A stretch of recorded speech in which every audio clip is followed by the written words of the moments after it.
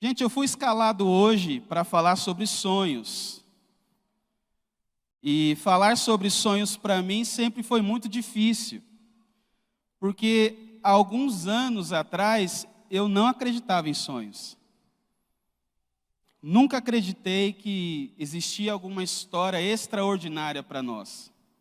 Porque eu tinha a sensação que nunca tinha acontecido comigo. Então eu olhava a vida extraordinária das pessoas, eu olhava o que estava à minha volta e sempre achava que acontecia para eles e nunca acontecia para mim. Então falar sobre sonhos, e principalmente quando eu ouvia pessoas falando sobre sonhos, eu falava assim, isso aí é para encher a igreja. Isso aí é para motivar as pessoas, para as pessoas não perderem a fé. Isso aí é jargão. Isso aí é manobra para a gente conseguir manter a fé das pessoas. Por muitos anos eu acreditei nisso. Porque eu era uma pessoa frustrada. Eu me via uma pessoa frustrada. Só que Deus trabalhou algumas coisas no meu coração em relação a sonhos. Porque quando nós olhamos para a igreja e olhamos principalmente para a fé cristã, nós achamos que sonhar é fazer com que as coisas impossíveis aconteçam a todos os instantes. Até a definição, eu por curiosidade fui pegar a definição do que é ser sonhador. E olha o que diz a definição do dicionário sobre o que é ser sonhador. Veja se eu não tenho razão. O que é o sonhador? Sonhador é que ou aquele que sonha acordado, que devaneia, que fantasia, que vive fora da realidade, que vive um mundo que não existe. Isso é a definição de um sonhador. E por muitas vezes eu achei que isso era a definição também para as pessoas que sonham. Porque a gente olhava as coisas que as pessoas estavam almejando e eu falava assim, gente, isso é impossível. Isso é um sonho utópico que nunca irá se realizar. E muitos anos eu pensei assim. E eu tenho certeza que existem pessoas que estão sentadas aqui ou que estão nos assistindo pela internet, que quando toca nesse assunto, pensa da mesma forma que eu pensei há alguns anos atrás. Vai falar sobre sonhos. Quer ver que ele vai abrir o texto de José? Quer ver que ele vai falar que Deus vai realizar os sonhos, custe ao que custar. E às vezes você está aqui me ouvindo e me assistindo, pensando, não acredito em sonhos. Isso não é para mim, isso nunca foi a realidade para a minha vida. Eu quero trazer você para o outro lado hoje. Eu quero fazer você sim acreditar. Às vezes, o que você precisa nessa noite é mudar o foco dos seus sonhos. O que você precisa nessa noite é ajustar a direção e o rumo das coisas. O que nós precisamos hoje é trazer uma nova perspectiva do que é sonhar em Deus. Eu não estou aqui chamando você para irrealidade. Meu propósito aqui nessa noite não é trazer propostas impossíveis ou sonhos que nunca irão se realizar. Não, eu venho aqui trazer a esperança de que dias melhores podem acontecer na nossa vida. Nossa vida não é estática, nossa vida não é parada. Nós não fomos chamados por Deus para sermos pessoas sem perspectivas de nada, muito pelo contrário. Nós fomos chamados por Deus para ter esperança, para acreditar que dias melhores virão. Porque o que é a fé? A fé é a esperança e a certeza das coisas que não se veem, mas que se espera. É isso que é sonhar, é esperar o melhor. Às vezes o melhor vai acontecer de tal forma que não vai se encaixar no seu padrão, ou naquilo que você tinha expectativa, mas é um sonho também. Eu quero que você vá junto comigo a um homem frustrado. Esse homem foi um dos poucos homens que chamou a atenção de Jesus. E a história dele, eu gosto muito da história dele porque cabe muito daquilo que eu era. E está em João capítulo 5. Nós vamos conhecer a vida de um frustrado. João capítulo 5. Eu quero te trazer hoje para esse outro lado. Mas primeiro eu preciso te tirar da sua frustração. Primeiro eu preciso tirar você desse poço de incredulidade. Eu tenho que fazer você acreditar. Eu não posso deixar você ir embora desacreditado. Não posso deixar você ir embora incrédulo. O papel de Deus aqui hoje, através de mim e através do Espírito Santo nessa noite, é fazer você acreditar um pouco mais. Acreditar um pouco mais naquilo que Deus colocou em seu caminho. João capítulo 5, nós vamos ler a história de um frustrado. E diz assim, versículo 1. Algum tempo depois, Jesus subiu a Jerusalém para uma festa dos judeus. Há em Jerusalém, perto da porta das ovelhas, um tanque que em aramaico é chamado Betesda, tendo 5 entradas em volta. Ali costumava ficar número de pessoas doentes e inválidas, cegos, mancos, paralíticos, e eles esperavam um movimento nas águas. Versículo 4. De vez em quando, olha que coisa extraordinária da Bíblia, né? De vez em quando descia um anjo do Senhor e agitava as águas. E o primeiro que entrasse no tanque, depois de agitadas as águas, era curado de qualquer doença que tivesse. Um dos que estavam ali, ó frustrado, um dos que estavam ali era paralítico e fazia 38 anos. A Bíblia não conta se ele nasceu paralítico. A Bíblia diz que ele estava paralítico há 38 anos. Versículo 6. Quando viu deitado e soube que ele vivia naquele estado durante tanto tempo, Jesus lhe perguntou: você quer ser curado? E olha o discurso nosso, dos frustrados. Disse o paralítico: Senhor, não tenho ninguém que me ajude a entrar no tanque quando a água é agitada. Enquanto estou tentando entrar, outro chega antes de mim. Então Jesus lhe disse: pegue a sua maca e ande. Imediatamente o homem ficou curado, pegou a maca e começou a andar. Senhor, em nome de Jesus, fica conosco um pouco mais, através da sua palavra.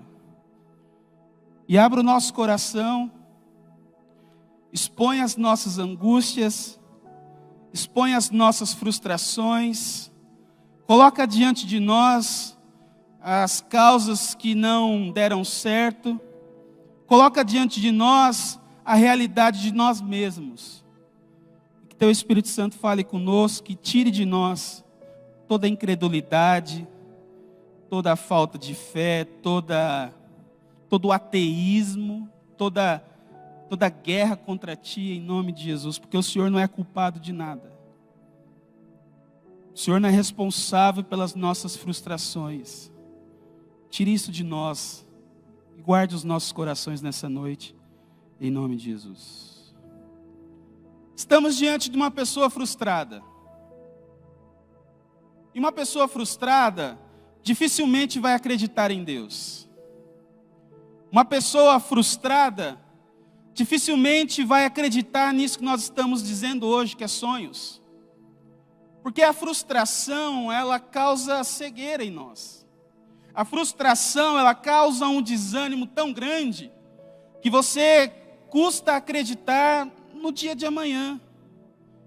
Quando a frustração se instala em você, você coloca em risco o seu próprio futuro. Porque você começa a ser sabotador, você começa a colocar obstáculos nos seus caminhos. Porque nós achamos que tudo vai dar certo a todo momento. Nós achamos que as coisas vão correr num rio perene. Nós acreditamos que não vai haver obstáculos. Nós acreditamos que com Deus é vencer ou vencer. Cantava-se Cassiane, né? Mas a Bíblia leva nós a conhecer pessoas frustradas. A Bíblia leva a nós diante desse homem que simplesmente queria uma cura. Simplesmente queria uma mudança na realidade de vida que há muitos anos ele estava sendo flagelado, há muitos anos ele estava sendo atormentado, estava sendo prejudicado com isso. Não trabalhava. Imagina você viver 38 anos diante de uma expectativa. Imagina você diante de uma realidade irreal, que era real para os outros, mas para ele parecia cada dia mais distante. Então nessa noite, primeiro eu preciso mostrar para você por que você deixou de acreditar. Por que nós deixamos de acreditar? E esse homem mostra para mim e para você o que é realmente isso. Por que ele estava ali sem alcançar o seu objetivo? Por que nós deixamos de acreditar? Primeiro, porque as coisas levam tempo. Imagina você 38 anos. Não é 38 minutos.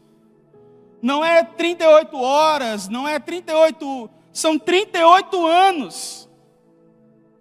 Quando o tempo vira um obstáculo na nossa vida, quando nós, nessa ansiedade de resolver os nossos problemas, nós trocamos os pés pelas mãos.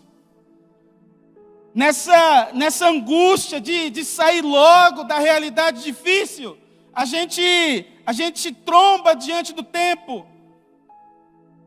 Nós deixamos de acreditar porque as coisas estão demorando demais. Nós deixamos de acreditar porque profetizaram que seria breve, seria rápido. Quantas mães receberam profecias de que naquele ano engravidariam? Quantas pessoas receberam a promessa de que naquele ano seriam extraordinários? Quantas pessoas receberam a promessa de que, olha, vai acontecer no tempo certo, na hora certa, esse ano ainda? E aí vai passando os anos, vai passando os meses, vai passando os dias e nada aconteceu. Isso vira um gigante em você.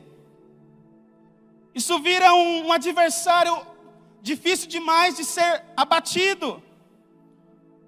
O tempo, ele vai trazendo as suas cicatrizes. O tempo vai trazendo o seu desgaste. E com certeza esse homem estava desgastado. Com certeza esse homem estava abatido. Com certeza esse homem estava desacreditado. Porque o tempo, ao invés de trazer conserto, ao invés de trazer esperança, ao invés de trazer força, estava prejudicando o processo. E a Bíblia diz para nós, olha, em Salmos 90, versículo 12. Ensina-nos a contar os nossos dias, para que o nosso coração alcance sabedoria. Porque não é fácil esperar. É fácil dizer para a pessoa esperar, mas quem está esperando é um labirinto. Quem está esperando o vento soprar, para quem está em um barco em movimento é uma coisa, para quem está esperando o vento bater sobre ele, é extremamente difícil. E esse homem está sendo atormentado porque há 38 anos ele estava diante dali e não saiu do lugar. Porque deixamos de acreditar. Ele mesmo disse para nós. Nós deixamos de acreditar por falta de ajuda. O versículo 7 diz assim que quando o anjo vinha e agitava a água, não tinha ninguém que ajudava ele a ir até o tanque. E aí, pela sua debilidade, pela sua falta de locomoção, pela sua falta de rapidez, chegava outro e entrava no lugar dele. E aí ele joga para as pessoas a responsabilidade das suas frustrações. Porque a gente acha que todo mundo tem que ajudar a gente. A gente acha que, olha, se o pastor não prega aquilo que eu quero, essa igreja não é de Deus. Se os irmãos não se comovem com aquilo que eu estou sofrendo, essa igreja não é de Deus. Mas se a pessoa não me ajuda com os meus propósitos, com os meus objetivos, a culpa é dela. Ele transferiu as suas frustrações para a sua volta. Ele transferiu as suas frustrações para pessoas e envolveu pessoas em seus problemas. Eu estava assistindo uma série da Fórmula 1, e é interessante como que os pilotos que não são no nível de um Lewis Hamilton, de um Vettel, de um Max Verstappen, eles acham que eles não conseguem o pódio porque o carro é ruim.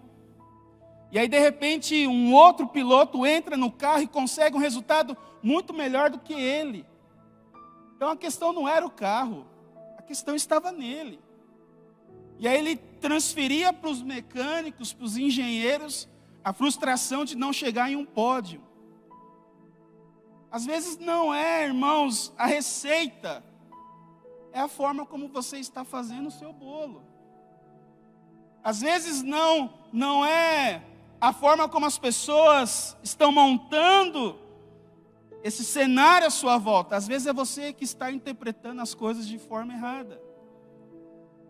A Bíblia diz para nós que, olha, é melhor buscar refúgio no Senhor do que confiar em homens. Salmos 118, versículo 8. Muito mais do que isso, a Bíblia diz para nós, olha, os que conhecem o teu nome confiam em ti, pois tu, Senhor, jamais abandona os que te buscam.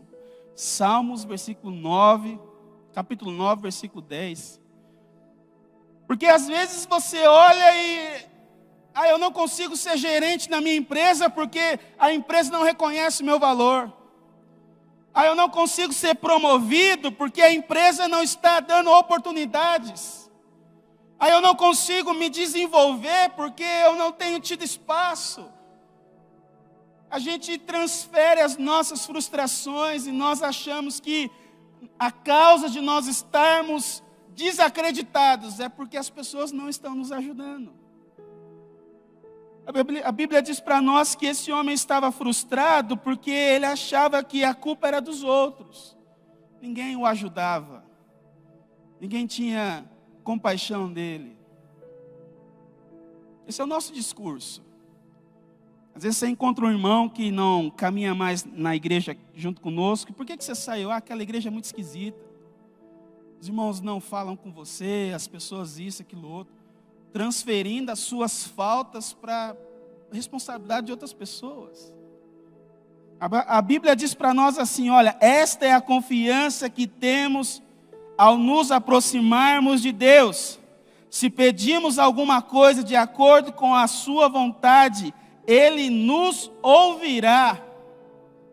A Bíblia ainda diz para nós, entrega o seu caminho ao Senhor. Confia nele.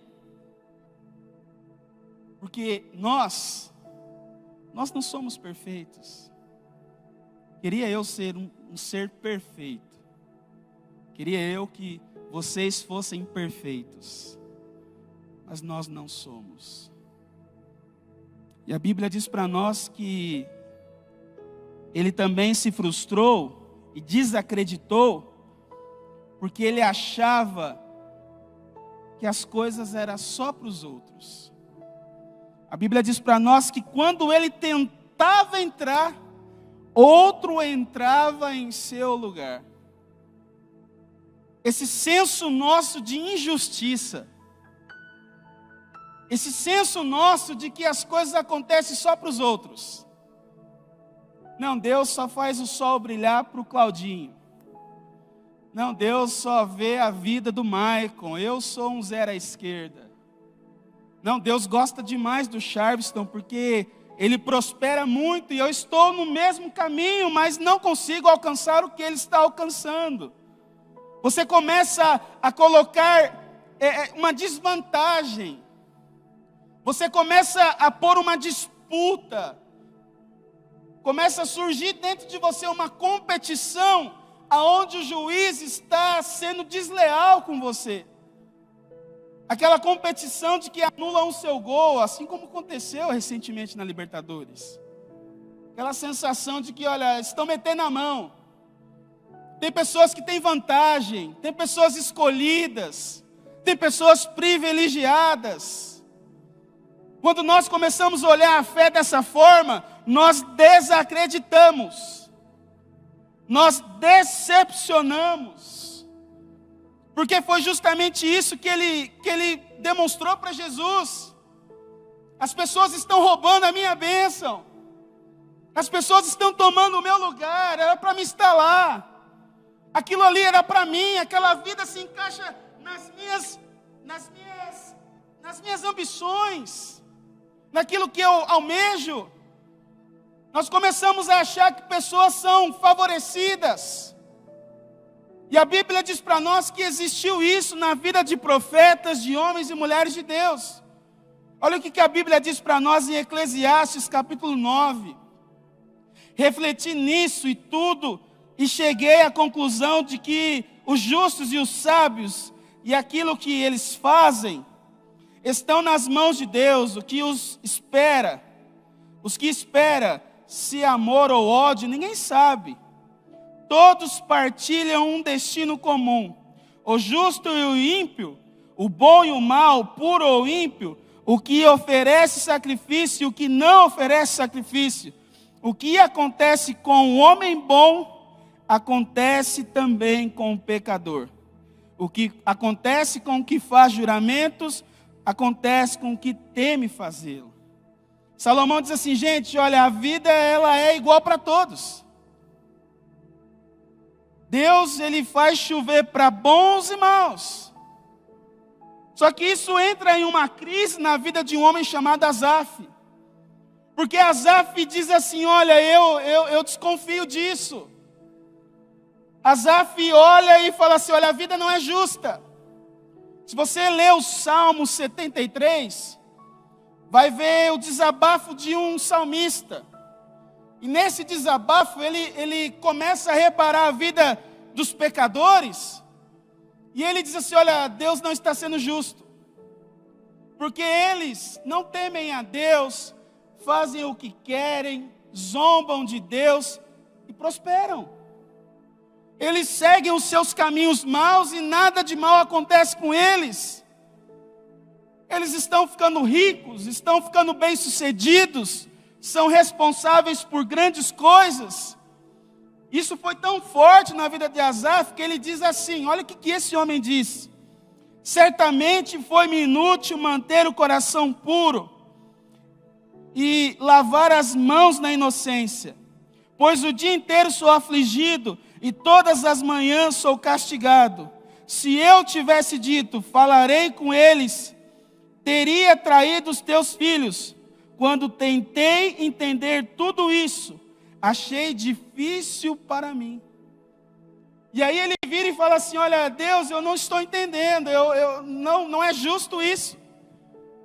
É a famosa pergunta que vem na nossa cabeça, será que está valendo a pena vir para a igreja?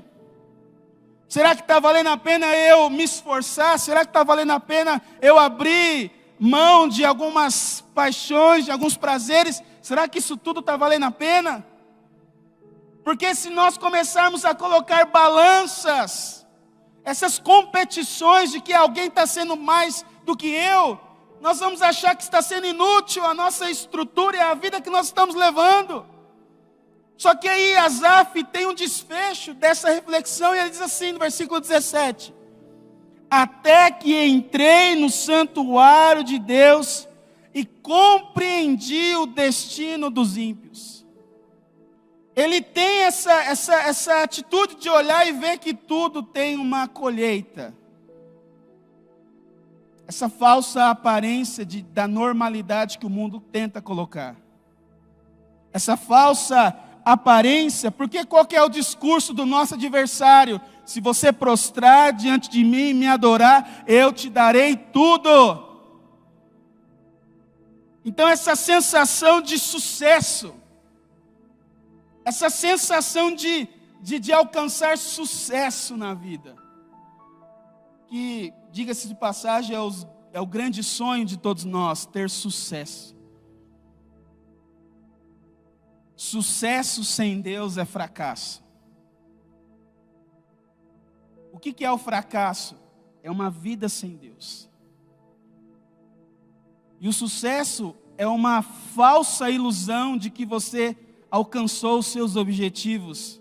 Porque se você tem sucesso sem Deus, é o que a Bíblia vai dizer para nós, o que adianta você ganhar o mundo inteiro e perder a sua alma.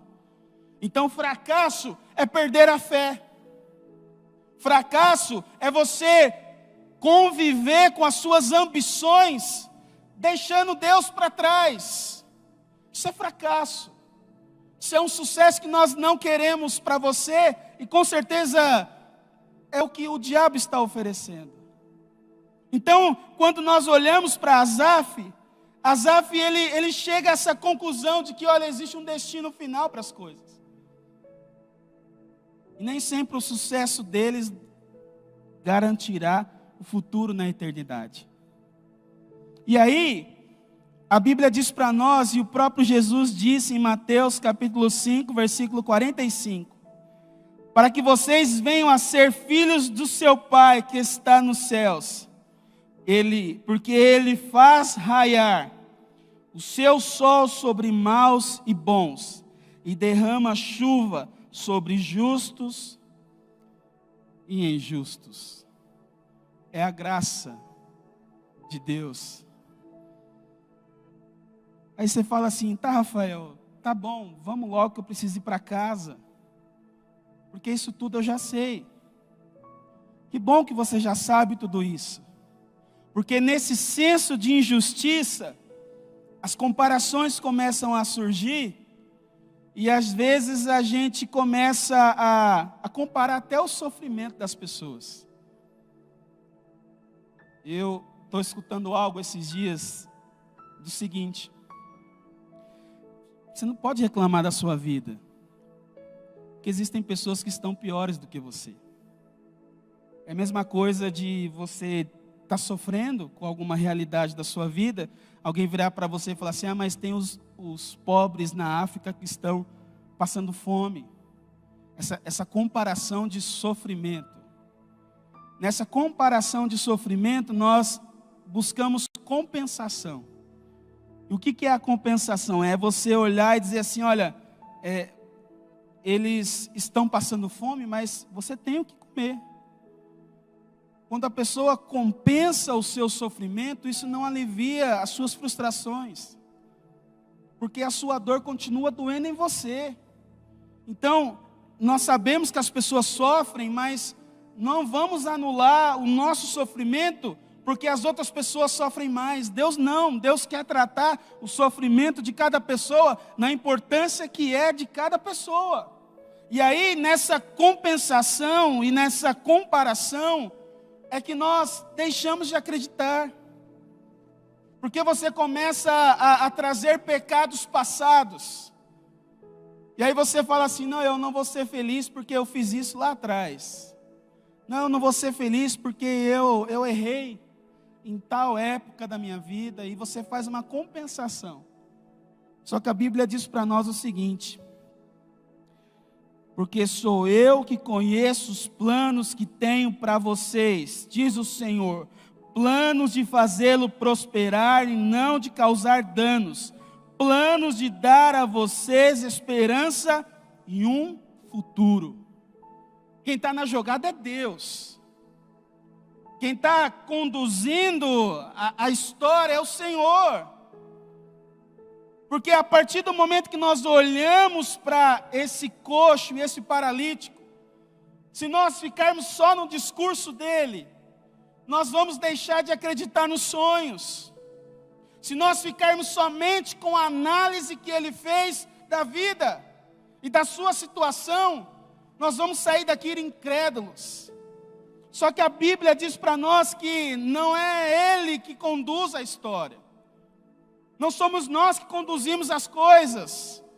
Não está na nossa capacidade, não está na nossa habilidade, nem muito menos no nosso sucesso. Quem conduz a nossa história é Deus. Quem escreve os nossos dias é Deus. E os planos dele, irmãos, são muito maiores e muito melhores do que os nossos. Por que eu comecei a acreditar em Deus e ter esperança de dias melhores? Porque as minhas perspectivas da vida não dependem de mim, são minhas. O meu mundo horizontal que eu vejo está na limitação dos meus sensos. Senso de justiça, de bondade, o meu senso de inteligência, meu senso de capacidade de compreender o universo das coisas. Só que o horizonte está nesse olhar meu. Só que a vida cristã, ela não é horizontal, ela é vertical. E na verticalidade das coisas, entra um Deus que é soberano. Entra um Deus que conhece a gente desde o ventre da nossa mãe.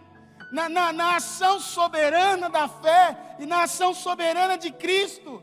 É Ele que vai conhecer as nossas estruturas e vai saber lidar com as nossas frustrações. Não é o meu discurso aqui essa noite. Não é as suas perspectivas.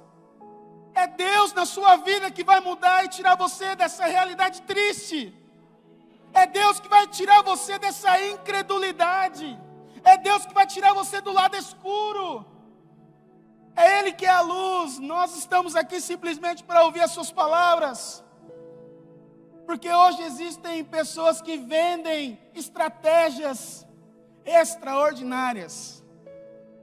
Faça isso e alcance isso. Faça isso e chegue aqui. E aí essas receitas não estão encaixando na sua realidade de vida. Porque as receitas não são escritas pelo Criador dos céus e da terra. Não, Ele escreve capítulos. Ele escreve a história.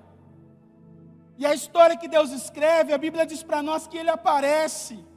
Que Jesus viu a situação de um homem há 38 anos na beira de um tanque.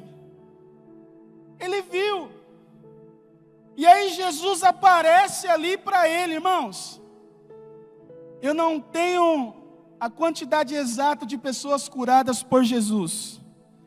Mas se Jesus curou 1 milhão de pessoas, 1 milhão de pessoas, esse cara fazia parte dessa soma. Porque a vida dele era importante para Jesus. E aí eu quero trazer para você nessa noite, para nós finalizarmos hoje essa reflexão. Por que Jesus aparece para esse homem? Por que Jesus decide ir até ele? A Bíblia diz que inúmeros aleijados, coxos, estavam ali naquele tanque. Por que Jesus decide ir a ele e aparecer para ele? Primeiro, Jesus decide aparecer para ele porque o sonho não pode se tornar uma prisão. Os nossos sonhos não podem nos prender. Os nossos sonhos não podem fazer a gente sofrer. Eu não posso ficar preso àquilo que eu tanto almejo. Eu não posso ficar escravizado a um tanque. Ele estava há 38 anos sofrendo por algo que ele almejava. E ele já não estava percebendo mais se era um dia ou 2 ou 3, ele estava simplesmente existindo. Esse afã, essa gana de alcançar os nossos objetivos, nos escravizam. E aí a Bíblia diz para nós que Jesus aparece para tirar ele da prisão de uma realidade que estava distante dele. E aí a Bíblia diz para nós que, olha, a bênção do Senhor traz riqueza e não inclui dor. Deus não está nessa matemática de causar sofrimento. Eu estou sofrendo há 38 anos já com isso. Jesus fica indignado. Jesus fala, levanta daí. Muda essa realidade. E aí Jesus aparece para ele para quê? Para dizer para ele que o nosso sonho não pode ser uma forma rústica para se cumprir. A gente fica preso a um modelo de sonho, a um modelo de realização. Não, eu quero só se for assim, eu quero só se for desse jeito. E Deus vem para nós dizendo assim: as coisas não são rústicas, as coisas não são estáticas. Aquele que é capaz de fazer infinitamente mais do que tudo aquilo que pedimos ou pensamos, de acordo com o seu poder que atua em nós. Ele não está preso a formas, a modelos pré-estabelecidos. Deus é livre para atuar na sua vida. A questão é que a gente está preso a uma caixa. Não, eu vou acreditar nos meus sonhos e só vou sair daqui se for desse jeito. Se você continuar estático, parado, rústico, vai ficar difícil de tirar você da sua frustração. Vai ficar difícil de realizar coisas grandes na sua vida. Porque você predeterminou uma forma de Deus agir. E Deus age de várias formas. Às vezes você acha que o sucesso é ser gerente. Às vezes você acha que sucesso é ser um pastor. Às vezes você acha que sucesso é ser rico. E gente, nós somos ricos de tanta coisa e não sabemos. A gente tem sucesso todo dia na nossa vida e não temos a dimensão disso. E a Bíblia diz para nós, por que Jesus apareceu para aquele homem? Pois o sonho não pode dominar a nossa vida, ao ponto de não acharmos perspectivas diferentes. Eu vou contar um segredo.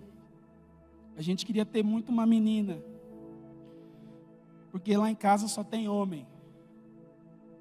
E aí a gente eu e a Josi já estávamos há alguns anos na verdade, quase cerca de 5 anos esperando o João Pedro.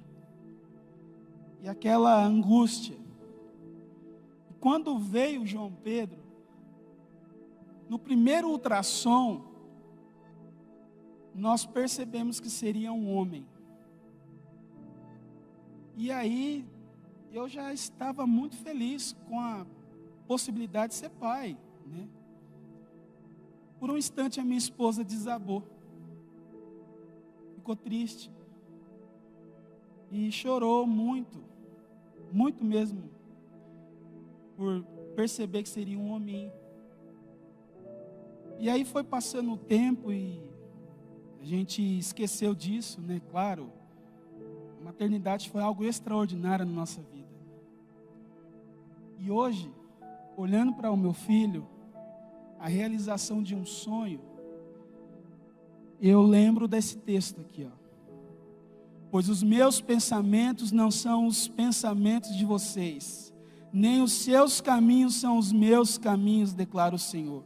Assim como os céus são mais altos do que a terra, também os meus caminhos são mais altos do que os seus caminhos. E os meus pensamentos são mais altos do que os seus pensamentos. E aí você tem a realidade do sonho na sua frente.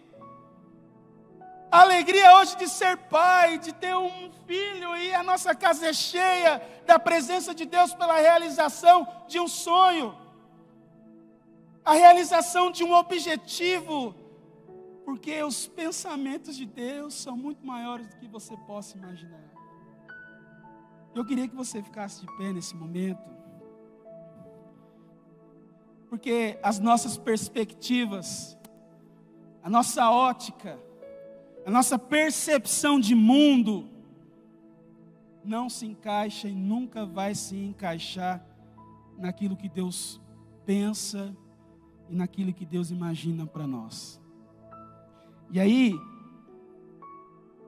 por que Jesus aparece para esse homem e o cura? Jesus aparece para ele, pois o sonho não é uma realidade real do que Deus é. O sonho não tem a ver daquilo que Deus é. Porque se nós começamos a pensar que o sonho é a revelação daquilo que Deus é, se Deus não realiza o seu sonho, você deixa de acreditar em Deus. Você deixa de acreditar naquilo que Deus faz, naquilo que Deus é. Deus não está no sonho. Deus não está na realização daquilo. Porque se porventura o sonho que você almejou no seu coração não vem a acontecer, você joga a culpa em Deus. Foi Deus que não quis, foi Deus que não fez, Deus não está nem aí para mim. Jesus mudou isso. Porque quando Jesus chega diante desse homem, ele muda a perspectiva, muda a realidade e mostra aquilo que a própria Bíblia vai dizer para nós. Em Jó 42, versículo 5. Antes, eu te conhecia só por ouvir falar, mas agora eu te vejo com os meus próprios olhos. A definição de sonho, realização, a definição de conquista e objetivo para esse homem foi mudada. Então eu quero orar pelos seus sonhos e pelos seus objetivos. Não deixa de acreditar. Porque a Bíblia diz para nós: o meu Deus suprirá todas as necessidades de vocês, de acordo com as suas gloriosas riquezas em Cristo Jesus. Filipenses 4:19. Não deixa de acreditar. Sonhe, acredite, siga aquilo que Deus colocou em seu coração. Se as coisas seguirem por um caminho diferente, veja a soberania e a soberana vontade de Deus naquilo. O que nós precisamos resolver dentro de nós é a satisfação daquilo que Deus tem colocado às nossas mãos. Porque um coração insatisfeito, um coração que não agradece, um coração que carrega sensações irrealizadas, é um coração frustrado, é um coração decepcionado. Deus tem histórias para escrever na nossa vida. Às vezes o fim não é aquilo que nós esperamos, mas não importa o fim. O que importa é quem está escrevendo a nossa história. E se Deus estiver escrevendo a nossa história, todas as coisas cooperam para o bem daqueles que amam a Deus. Senhor, em nome de Jesus, eu quero orar pelos nossos sonhos e pelos nossos objetivos. Eu sei que a história nossa, ela é escrita e é em altos e baixos. E muitas pessoas, assim como eu, desacreditaram já, decepcionaram, frustraram, fracassaram. Mas nós estamos aqui para renovar a nossa esperança no Senhor. Nós estamos aqui para acreditar. Nós estamos aqui para bater a poeira das nossas roupas e seguir e levantar do tombo. Porque eu sei que o Senhor está escrevendo a história de cada um. Porque eu sei que o Senhor tem pensamentos, conhece caminhos muito maiores e melhores do que os meus próprios. Eu sei que a sua realidade é muito maior do que os meus olhos veem. Porque a Bíblia diz para nós que o Senhor é aquele que conduziu o povo no deserto, mas que lá na frente tinha uma terra que manava leite e mel. O Senhor é aquele que conduziu pessoas e o fim foi junto com o Senhor de histórias extraordinárias. Nós estamos aqui, Deus, não para requerer do Senhor coisas sobrenaturais, impossíveis, não. Nós estamos aqui para continuar acreditando. Nós estamos aqui para pedir ao Senhor que abra as portas do Senhor e que seguimos caminhos conduzidos por Ti, porque os planos do Senhor são planos de paz, são planos para trazer alegria. O Senhor não abençoa trazendo sofrimento, o Senhor abençoa trazendo alegria, trazendo fé, trazendo restauração. Que as nossas perspectivas não venham se encaixar em padrões, mas que as nossas esperanças, a nossa perspectiva, os nossos objetivos, os nossos sonhos estejam no Senhor. Porque o Senhor tem cuidado de nós. O Senhor nunca deixou de cuidar de cada um de nós. O Senhor está conosco, o Senhor está junto de nós, o Senhor está próximo de nós, e isso nos basta, isso nos traz alegria, porque se o Senhor estiver conosco a cada dia, Deus, nós vamos ser felizes, nós vamos acertar, nós vamos seguir em frente, nós vamos olhar para frente. E quando acontecer, Senhor, Deus, quando acontecer a realização dos nossos objetivos, quando chegarmos em Canaã, quando chegarmos nas promessas, quando chegarmos na realidade daquilo que nós tanto esperamos, que a gente possa ser grato ao Senhor, que a gente possa compartilhar isso. Cuida dos nossos negócios, cuida das nossas famílias, cuida dos nossos objetivos, esteja inserido nos nossos projetos, esteja envolvido nos nossos sonhos, naquilo que nós almejamos nesse mundo, nessa vida contigo, e que nós sejamos felizes, porque em todas as nossas necessidades o Senhor tem cuidado de nós. Que nós possamos acreditar que o melhor do Senhor, que a cada dia as misericórdias do Senhor se renovam. Amém. Amém. Queridos, que você vá em paz para a sua casa. Que você possa dormir em paz. Deus está cuidando de você. Deus está cuidando da sua vida. O barco às vezes entra em algumas tempestades, mas ele está sendo conduzido pelo Senhor. Tenha paz. Logo, logo chegam as águas tranquilas. Logo, logo chegam os pastos verdejantes. Logo, logo chega a calmaria. Deixa simplesmente o Senhor conduzir o seu barco, em nome de Jesus. Amém?